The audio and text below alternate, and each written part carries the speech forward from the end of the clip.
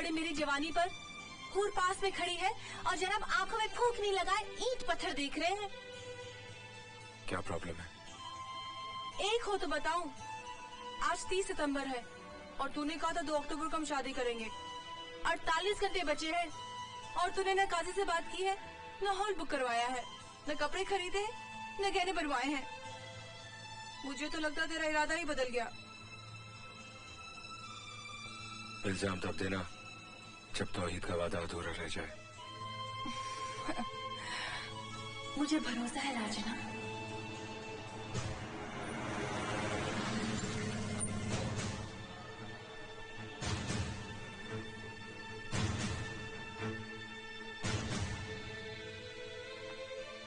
Ice cream नहीं खिलाओगी?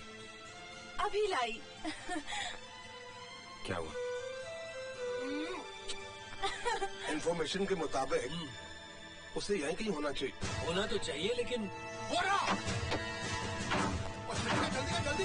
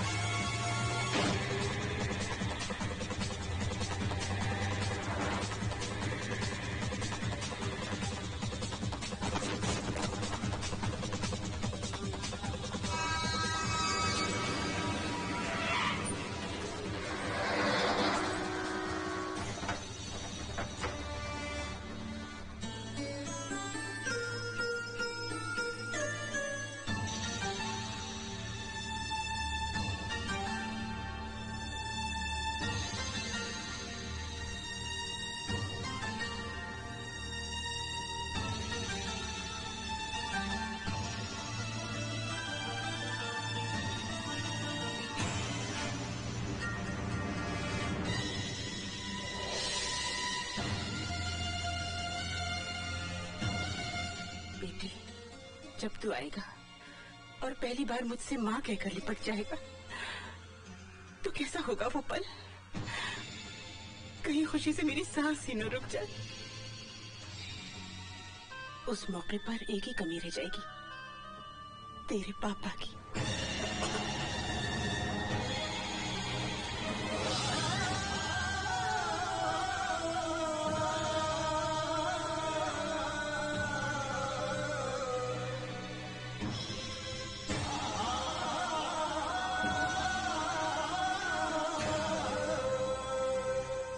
मैंने तुझे नन्हा सा ही देखा है, अब तू कैसा लगता होगा?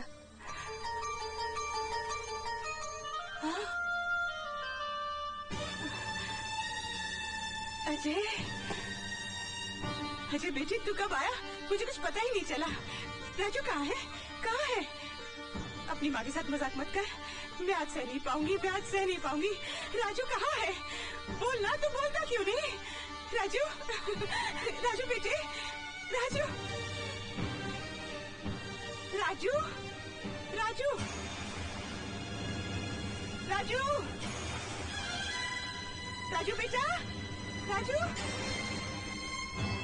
देखो मैं जानती हूँ तुमने जरूर से बाहर छुपा रखा है, वो भी कौन सा कम है? तुम दोनों बचपन में मुझे इसी तरह सताया करते थे। बोलना भगवान के लिए बोल, मेरा राजू कहाँ है? बोलना बोलना।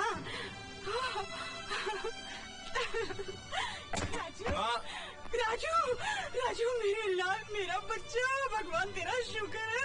तू कहाँ चला गया? तू कहाँ चला गया? मुझे छोड़कर कहाँ चला गया? भगवान तेरा शुक्र है। माँ, क्या हो गया तुझे? क्या राजू राजू चिल्ला रही है? मैं अजय हूँ।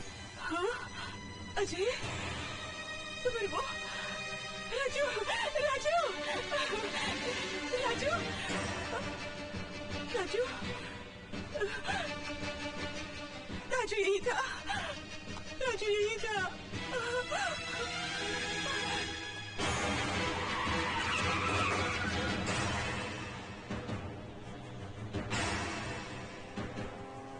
राजू राजू मेरे बच्चे रुक। मत आवाज देना। कहाँ चला गया? राजू ये मानने को तैयार ही नहीं कि मैं उसका भाई हूँ और तू उसकी माँ। ये तो क्या कह रहा है अजय? राजू इस देश का दुश्मन है। मैं नहीं सह सकती भगवान, अपने बेटे पर इतना बड़ा कलंक मैं नहीं सह सकती। मेरे बेटे पर ये कलंक मत लगने दे। मेरे बेटे को अपनी तरफ पत्थर मत बना, पत्थर मत बना।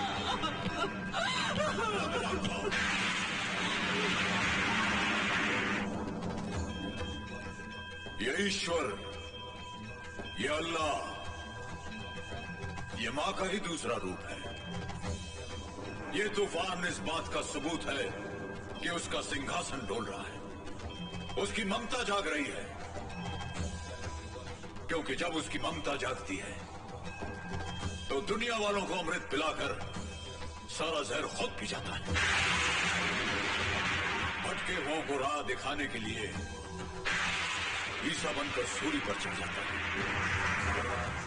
मर्दाने की प्यास बुझाने के लिए गुरु नानक का रूप लेकर पत्थर के सीने से पानी पैदा कर देता है। मूसा के लिए बहते दरिया को चीरकर रास्ता बना देता है। रब रखा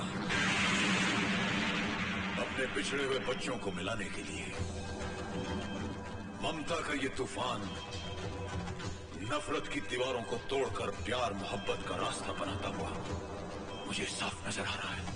भारत हमारा दुश्मन है, भारत हमारा जानी दुश्मन है। भारत हमें तबाह और बर्बाद करने के ख्वाब देख रहा है। भारत पाकिस्तान को दुनिया के नक्शे से मिटा देना चाहता है, नेस्तो नाबूद कर देना चाहता है। बरसों से, पिछले 50 वर्षों से हम ये बेबुनियाद दहशत अपने दिलो दिमाग में बसाए बैठे हैं। हमने अपने गोदामों में अनाज कम और हथियार ज्यादा भर लिए हैं। हम ईद की तैयारियां उतने शौक से नहीं करते जितने जुनून से जंग करने के लिए आमादा रहते हैं। आज दुनिया चांद सितारों पर आबाद होने के मंसूबे बना रही है और हम अपने बच्चों को ये सिखा रहे हैं कि पड़ोसी मुल्क हमारा दुश्मन है। हमने नफरत की दीवार तो बहुत ऊंची बना ली, लेकिन वो रोशनदान भी बंद कर लिए जहां से दोस्ती का नूर अंदर आ सके। इंशाअल्लाह जिस दिन हिंदो पाक में दोस्ताना हो जाएगा उस दिन ये दोनों मुल्क पूरी दुनिया के सामने एक अजीम ताकत बन सकते हैं। लेकिन यही बैरूनी ममालिक नहीं चाहते। वो हमें लड़वाने के लिए हथियार तो देते हैं, लेकिन दोस्ती का मशवरा हरगिज नहीं। लेकिन जनाब, इस बात की क्या गारंटी है कि इस दोस्ताने के बाद भारत हमारे जाती और मजहबी मामलों में दखलंदाजी नहीं करेगा? वो हिंदू देश है और पाकिस्तान इस्लामिक कंट्री है। आपके मालूमात के लिए मैं आपको बता दूं कि हिंदुस्तान एक डेमोक्रेटिक मुल्क है। मुसलमान वहां की माइनॉरिटीज हैं। इसके बावजूद वहां की हुकूमत ने कभी भी उनके मजहब में दखल अंदाजी नहीं की। मुसलमानों के लिए अभी भी मुस्लिम पर्सनल लॉ कायम है। वहां के गैर मुस्लिमों का खुलूस तो देखिए। वहां के वाज़ा प्रधानमंत्री खुद रोजदारों के साथ इफ्तार करते हैं, ईद की खुशियां मिलजुल कर बांटते हैं। नाउज़ुबिल्लाह, शर्म की बात तो हमारे लिए यह है कि हम इस्लामिक मुल्क होने के बावजूद शिया और सुन्नी के मसलों पर कत्लेआम करते रहते हैं।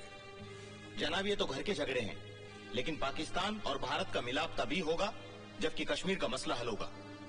जनाब, जिस तरह पंजाब में सरहद पड़ी हमने कबूल की, राजस्थान में सरहद पड़ी हमने कबूल की, कच्छ की सरहद को भी हमने तस्लीम किया, तो क्या उसी तरह शिमला समझौते के मुताबिक कश्मीर का मसला हल नहीं हो सकता? इन्हीं मसलों पर बात करने तो हम भारत जा रहे हैं। इंशाअल्लाह, अगर खुदा ने चाहा तो हम एक अमन पसंद फैसले के साथ लौटेंगे। आमीन। सुमे आमीन। मैं समझ गई तो क्या सोच रहा है। सच पूछ तो मेरे दिल में सैकड़ों तूफान मचल रहे हैं। हर पल सदियों से लंबा लग रहा है।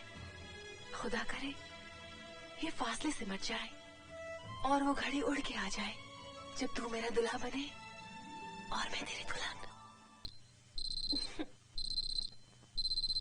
जब भी कोई अच्छा ख्वाब देखती हो तो सौतन बीप बीप करने लगती है।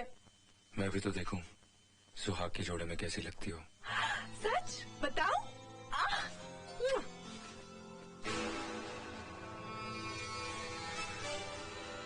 तुम समझ गए ना तौहीद?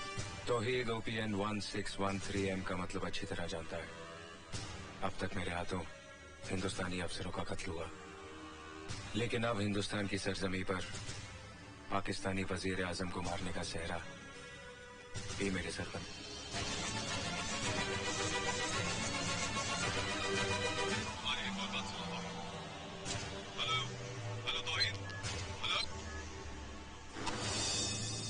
तुम पाकिस्तानी प्राइम मिनिस्टर का खून हिंदुस्तान में करना चाहते हो ताकि इसका इल्जाम हिंदुस्तानियों पर लगे? कैसी बेसिर पैर की बातें कर रही हो? मैं तौहीद हूँ, तुम्हारा आशिक। सिर्फ अपनी बातें करो, अपनी शादी की बातें। मैं अपनी शादी के बारे में बात करूं, चाहे मेरा होने वाला शौहर इस मुल्क की सुहागिनों को विधवा बना दे। मैं अपने घर के बारे में सोचूं, चाहे मेरा होने वाला शौहर यहाँ के मकानों को कब्र में बदल दे। मैं सुहाग की चुनरी को अपनी आंखों में लपेट लूं ताकि लाशों की ढेर नजर न आए, इन जोड़ों की इतना घंटा ना हो कि यतीम बच्चों की चीखें सुनाई न दे। यही चाहते हो ना तुम?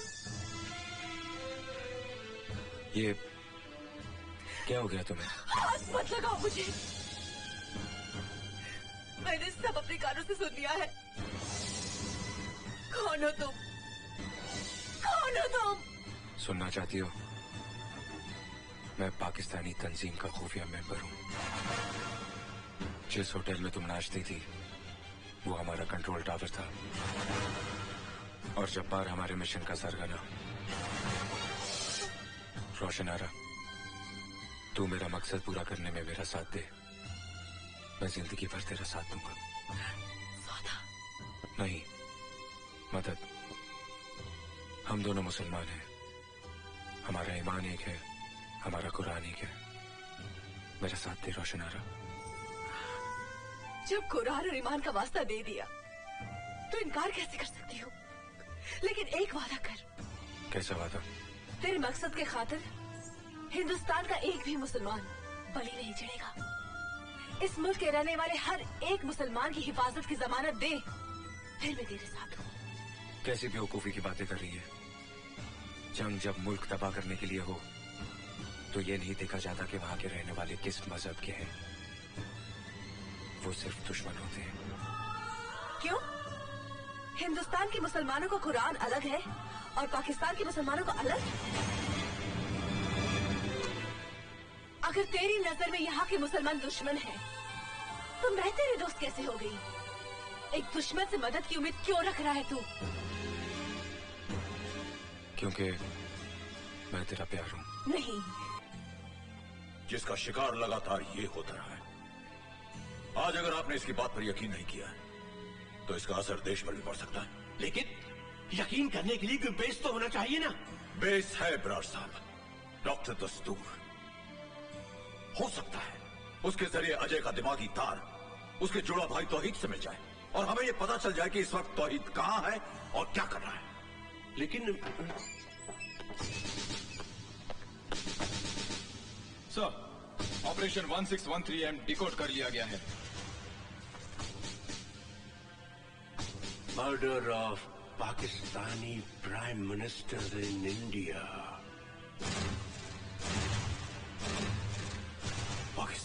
प्राइम मिनिस्टर की हत्या हिंदुस्तान में। ये Contact air control. Contact the general. Contact Islamabad. Anybody who's responsible, get him on the line. Fast, come on, fast.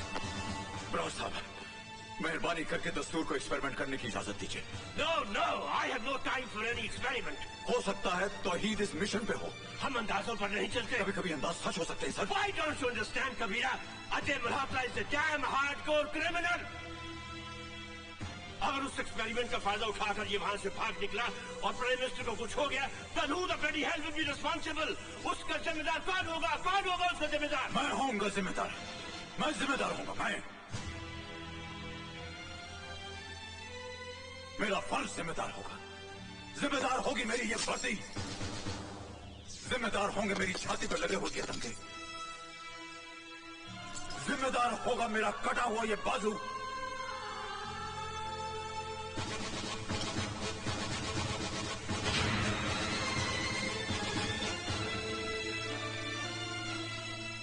जिम्मेदार होगी एक बाप की कुर्बानी। जिम्मेदार होगा एक माँ का वो दूध जो लहू बनकर इसकी रगों में दौड़ रहा है। और अगर ये सब जिम्मेदारियां भी कम पड़ जाती हैं तो इसकी जगह मुझे गिरफ्तार कर लीजिए, मुझे फांसी पर चढ़ा दीजिएगा बड़ा साहब। ओके कबीरा, ठीक है। I'll give it a try. Thank you, brother. Wish you good luck.